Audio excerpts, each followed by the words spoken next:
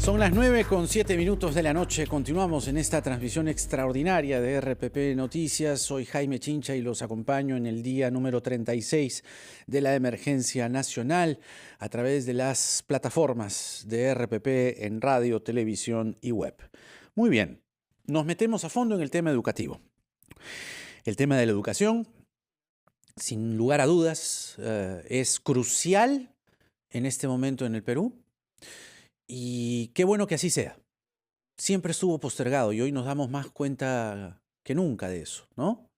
Siempre estuvo relegada la educación pública. Ahora no. Ahora es protagónica. Ahora hay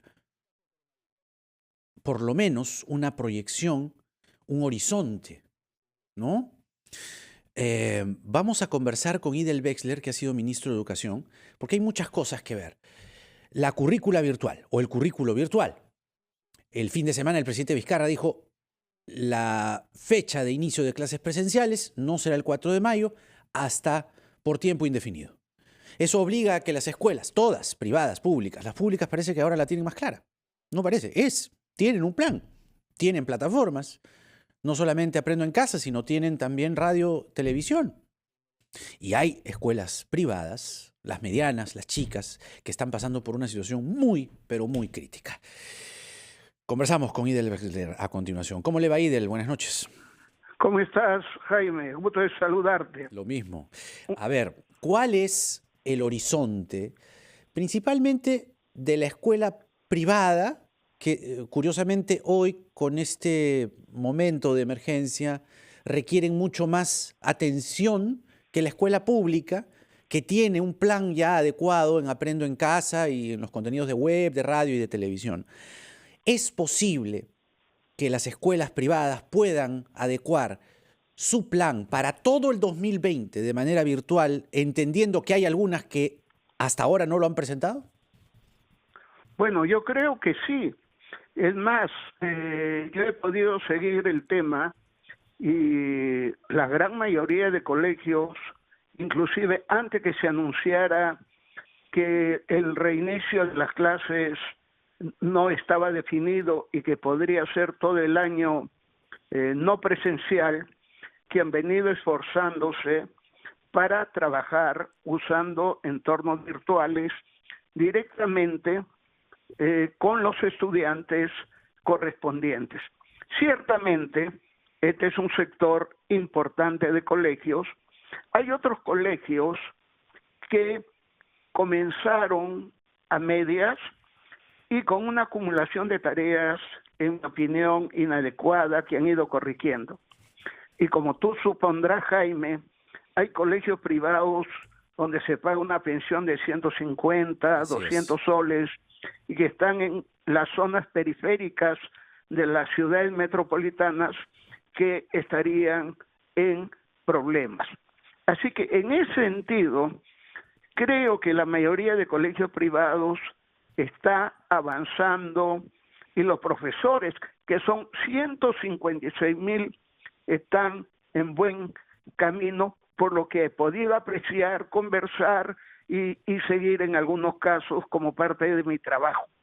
Ahora, en el ámbito público, bien, y lo he expresado, no hay un órgano, Jaime, estimados amigos que nos ven y nos escuchan, articulador, centralizador, para desarrollar una educación a distancia en el Ministerio de Educación.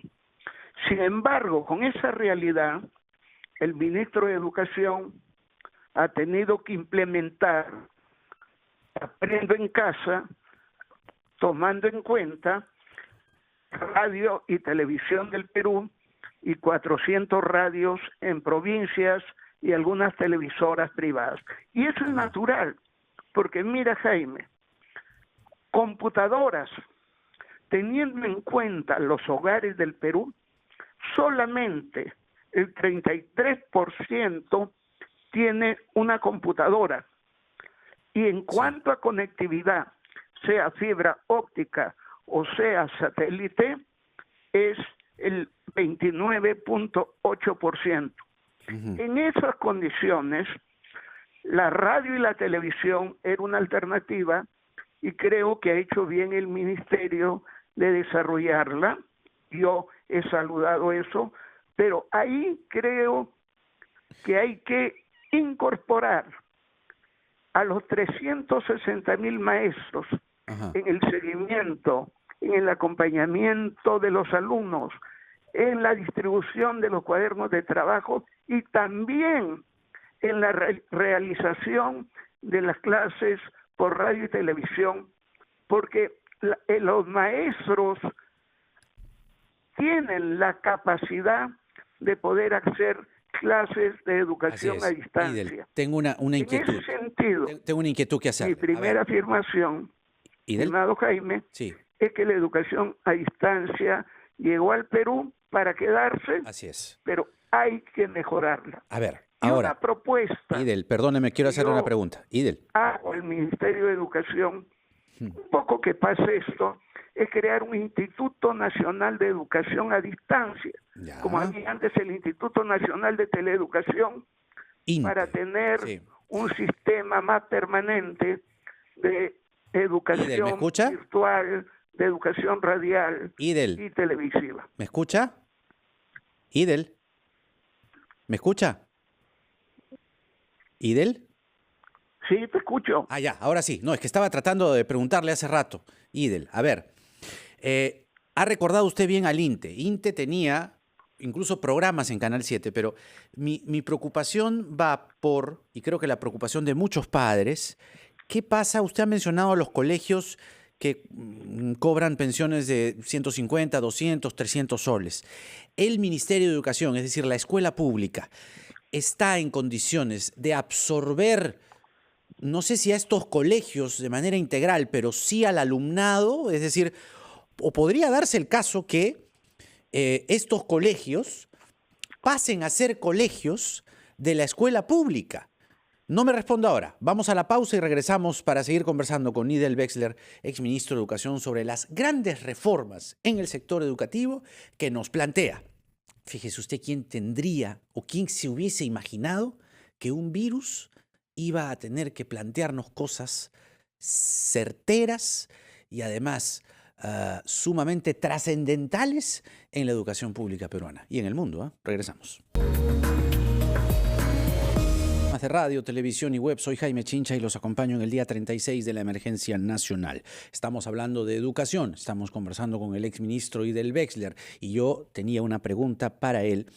A partir del anuncio presidencial, de la declaración presidencial de invocar a los colegios privados a que hagan no solo ajustes y nuevos planteamientos en el currículo, sino también en las pensiones.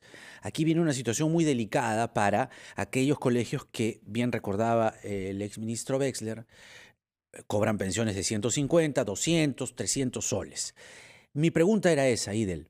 ¿Es posible que el Ministerio de Educación absorba a esos colegios ante una muy probable, muy inminente quiebra en muchos casos? Es decir, ¿puede la educación pública tomar estos colegios? Bueno, si bien esa es una respuesta que correspondería en función del presupuesto que maneja el ministerio, pero podría hacerlo. En todo caso, lo que está permitido por ley es que alumnos de cualquier escuela privada pueden trasladarse a cualquier escuela pública. Lo único que tiene que haber es la vacante. Pero como estamos en un año atípico, creo que toda la vacante es muy relativa, más aún cuando estamos desarrollando educación a distancia. Sí es posible. No sé de manera global, institucional, pero a nivel individual, los alumnos que están en la escuela privada pueden pasar a la escuela pública, como también pueden pasar de la escuela pública a la escuela privada. Claro. Ahora, ¿qué le ha parecido el anuncio de las tablets? Si bien es cierto, ya era un tema antes de esto del coronavirus necesario, el de la digitalización, se están ofreciendo 840.000 tablets para los profesores, también para los maestros, porque es evidente que los maestros también necesitan una capacitación intensiva. ¿Cómo augura esta digitalización en la escuela pública? Bueno, yo como siempre, con mucho optimismo. Ujú. 719,000 serían para cuarto, quinto y sexto de primaria y toda la secundaria en los ámbitos rurales, ¿cierto? Y 123,000 para los alumnos del ámbito urbano en los quintiles 1 y 2. En total son 840,000, pero también anunció el presidente 97,736 para los 756 para los docentes. Lo primero es que está bien que el decreto de urgencia establezca una compra directa, porque si hay una licitación normal, llegamos al próximo año y no se han adquirido las computadoras ni se han distribuido a los lugares donde se necesita. Entonces, una compra directa está bien, pero yo sugiero varias cosas con la experiencia que tengo. Primero, las computadoras hay que hacer especificaciones técnicas muy precisas. No es lo mismo una tablet para la ciudad que una tablet para un ámbito rural en la Amazonía y en la tierra y en la sierra. Tiene que ser resistente, durable, tiene que tener la manera de poder conectarse eléctricamente, ya sea directamente al fluido o al panel solar, y tiene que tener la posibilidad de conectarse, me imagino, a la franja satelital correspondiente. Claro, tiene Si la panel computadora solar, es ¿no? El resistente anuncio que se está a las haciendo es con lluvias, a panel las solar. aguas y a todas las cuestiones climáticas, es una cosa que hay que tomar en cuenta. Y luego la conectividad eléctrica y la conectividad, digamos, virtual. Ujú. Pero, además, la distribución. A veces en el ministerio la distribución demora más que la compra. Tiene que hacerse una distribución rápida, por ejemplo, a través de los vehículos de las Fuerzas Armadas. Podría ser una posibilidad. Y la segunda es que hay que capacitar a los maestros que recibirán la laptop. En el Perú hay cerca de 100,000 maestros rurales. Si la computadora llega ya, es adecuada, tiene contenido, tiene software y los maestros están capacitados, este proyecto puede permitir, y ojalá así sea, que en julio o agosto, ojalá pueda ser antes, se puedan estar utilizando en estos lugares. Ahora, sobre las pensiones, que es un asunto que también preocupa a IDEL, deben, para usted, como lo ha dicho el presidente Vizcarra, lo ha mencionado, que entendiendo que este es un nuevo currículo, pensando en los profesores que se están sacando la mugre y pensando en los protagonistas que son los alumnos, se debe pensar en un cambio, una variación a menor, una baja en las pensiones de la educación virtual? Bueno, tú sabes muy bien, Jaime, que yo he trabajado muchos años como docente en un colegio privado muy importante y llegué a ser director, pero también en la escuela pública.